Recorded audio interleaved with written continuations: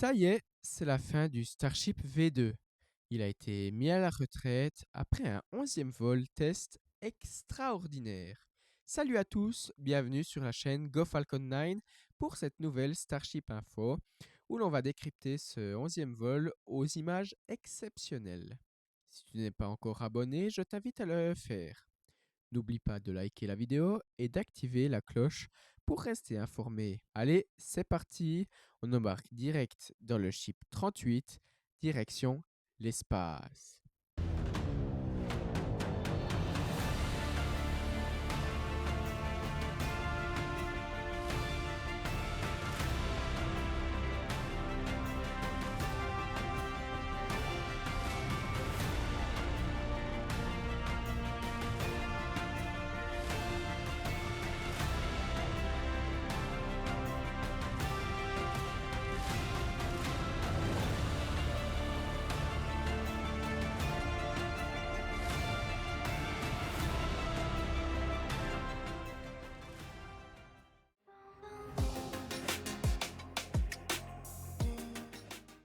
Ce mardi 14 octobre 2025, à 1h25 du matin UTC plus 2 heure de Paris, le lancement Starship, composé du booster 15, dont c'est le deuxième vol, et du ship 38, se tient prêt au grand départ. Sa mission est très claire.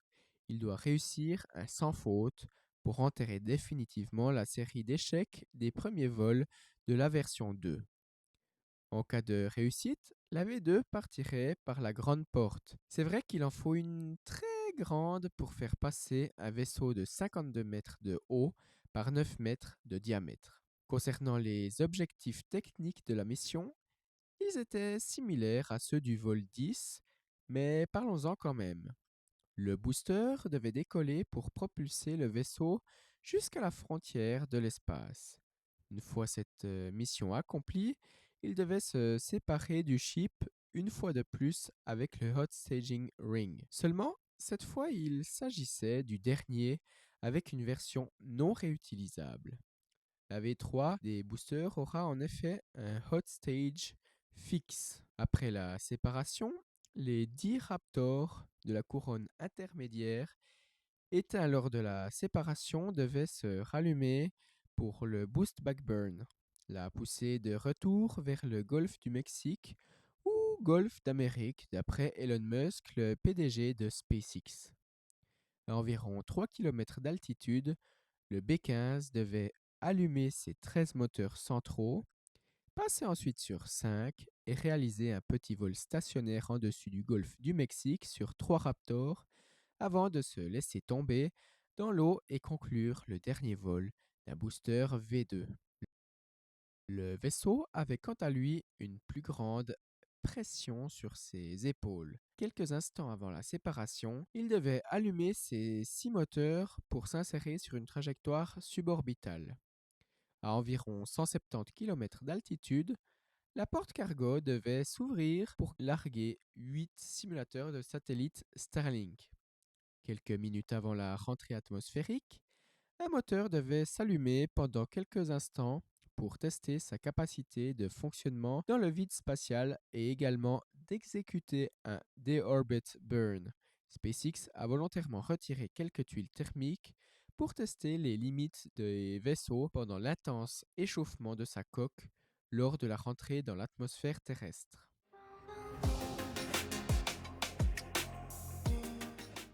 À 1h25 UTC plus 2 heure de Paris, les 33 Raptors du B-15 sont allumés à peine 2 secondes après la dernière activation de la Stardouche, le déluge d'eau du pas de tir A. Pour rappel, le pad B est équipé d'un double déviateur de flamme bien plus traditionnel dans le secteur du spatial. En effet, que ce soit Ariane 5, Ariane 6, le SLS, la navette, la Saturn V, le Soyuz ou encore la Falcon 9 ont un pas de tir équipé de déviateurs de flamme. 5, 4, 3, 2, 1.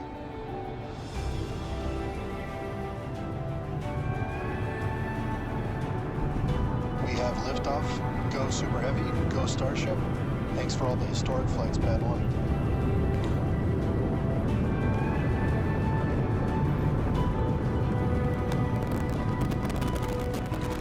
Eagles pitching downrange.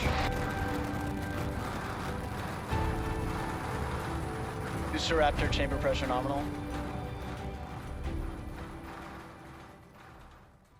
Une minute après le décollage, la méga-fusée atteint Max Q. C'est le moment où les forces aérodynamiques exercent le plus de contraintes sur Starship. À 2 minutes, la séquence de séparation à chaud commence. Tout se déroule à la perfection. Néanmoins, lors du démarrage pour le boost back burn, un des moteurs ne s'est pas réallumé. Une anomalie sans conséquence, mais récurrente. Arrivé à environ 2800 mètres au-dessus du niveau de la mer, les 13 Raptors centraux du B-15 démarrent correctement, y compris le moteur qui avait subi une anomalie pendant le boost back burn. Après avoir drastiquement freiné l'engin de 69 mètres de haut et de 500 tonnes, 8 moteurs s'éteignent comme prévu.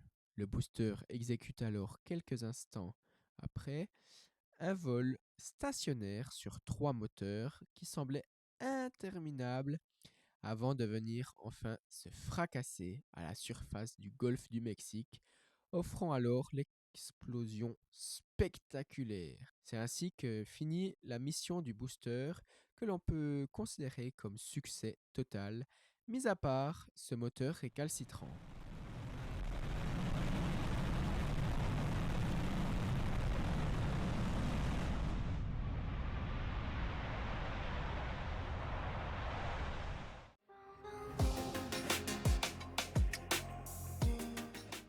Après la séparation, le S-38 a continué sa poussée d'insertion suborbitale.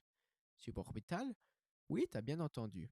En effet, étant donné que le vaisseau n'a pas encore fait tous ses tests nécessaires pour s'assurer qu'il arrive à se désorbiter sans faille, les ingénieurs de SpaceX privilégient des quasi-orbites pour leurs tests. Cependant, nous pouvons assez rapidement observer des flammes anormales dans la baie moteur du S-38. Tout laissait à craindre à ce moment-là que la série noire reprenait. Heureusement, celles-ci n'ont pas conduit à la destruction rapide imprévue, RUD dans le jargon de SpaceX, comme les 2 premières missions des chips V2, les S-33 lors du vol 7 et S-34 lors du vol 8. À 8 minutes 45, les 3 Raptors Vacuum, qui sont optimisés pour le vide spatial, s'éteignent suivis des Sea Level, donc les 3 Sea Level, optimisés pour l'atmosphère à 9 minutes. Tout se passe sans accroc pour l'instant et l'ouverture de la porte commence. Et là encore, tout se passe comme espéré à la perfection. On a encore en tête les images de simulateurs de Starlink qui tapaient la porte cargo lors du dernier lancement et les attentes à ce niveau sont grandes au moment où le mécanisme se met en action. Il n'aura pas fallu attendre très longtemps avant que le premier sorte par la porte, suivi des 7 autres sans taper la porte cargo. Et là, c'est le soulagement. Tout le mécanisme fonctionne à la perfection. La porte de la soute est fermée ensuite et les RCS du ship, Reaction Control System, se mettent à l'œuvre pour orienter Starship dans sa position pour tester l'allumage d'un Raptor dans des conditions de vide spatial. Ensuite, les TVC des Raptor Sea Level, donc Thrust Vector Control, s'activent pour écarter ces 2 des 3 moteurs Sea Level et laisser la place à l'unique moteur impliqué pour ce test. Quelques secondes après, une magnifique flamme sort du moteur pendant une courte durée. Visiblement, c'est encore une réussite. La dernière épreuve qui est la plus délicate et risquée, c'est la rentrée atmosphérique. Étant donné que des tuiles thermiques ont été volontairement retirées, ce qui expose certaines parties du ship à des températures extrêmes capable de faire fondre l'inox des Starship. Les minutes se passent et là où les précédents prototypes se faisaient ronger les ailerons, rien ne se passe, comme si le S-38 avait décidé de donner l'exemple à ses successeurs, les chips de la version 3. Pendant la traversée des nuages, il ne se contente pas de les contempler. Non, il a une mission de la plus haute importance. Il doit tester une trajectoire qui permettra au futur ship de venir se reposer sur les bras de Mechadzilla.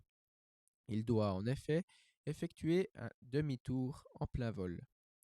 SpaceX cherche à faire atterrir ses vaisseaux dans une trajectoire d'est en ouest, donc depuis le golfe du Mexique vers la Starbase, comme le font déjà actuellement les boosters.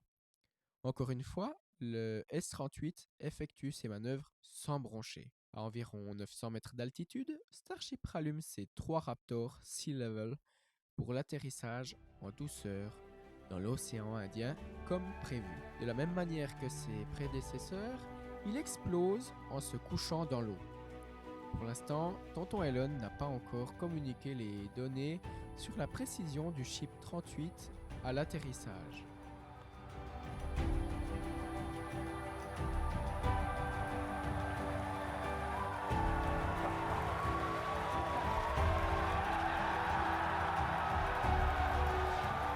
As we said, we're not planning on recovering the ship today. Hey, welcome back to Earth Starship.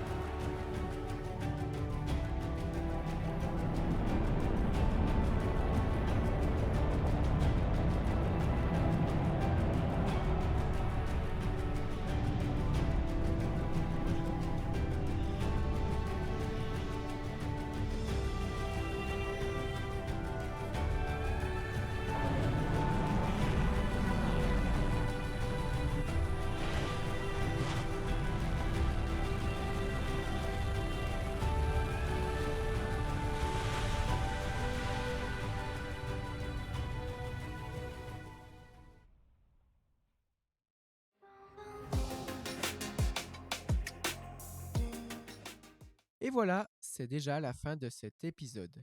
Si tu l'as aimé, n'hésite pas à liker et à t'abonner. Cela soutient le travail colossal qui est derrière chacune de mes vidéos.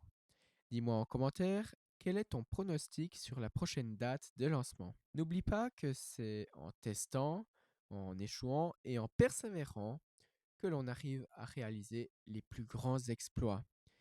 Sur ce, je te dis à la prochaine pour une nouvelle vidéo. Tchuss!